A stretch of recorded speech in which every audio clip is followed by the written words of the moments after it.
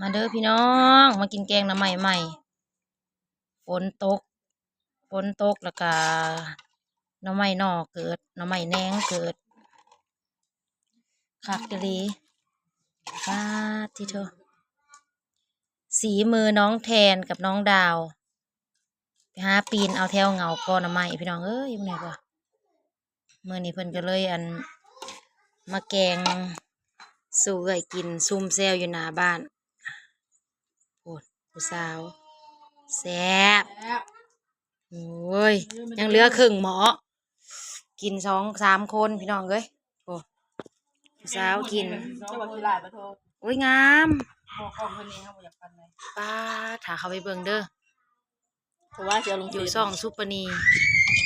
อยู่ Facebook ทาง YouTube ซุปเปอร์นี ว่าจะเอาลงเป็น Facebook ก็ซุปเปอร์นีสีแก้ว สีแก้วเฮ้ยกินน้ำผู้สาวเด้อพี่น้อง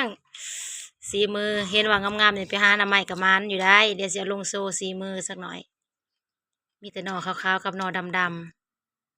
หนงๆหน่อขาวกับแหนงดำ แหนงบักใหญ่เนาะคักกะลีน้องดาวไปหามื้อนี้กับมานได้คักม่วนน้องดาวกับมาน อย่าเล่าหลาไม่มาความที่แรกก็มาคันบ่มีนี่เทื่อหน้าบ่ไปแล้วติ กำลังฝ่าผันมานเข้าไปผันประมาณตายแล้วติบ่ยามแล้วกำลังดันหอนหมองมันดีปุ๊บเลยได้บุเอาทำ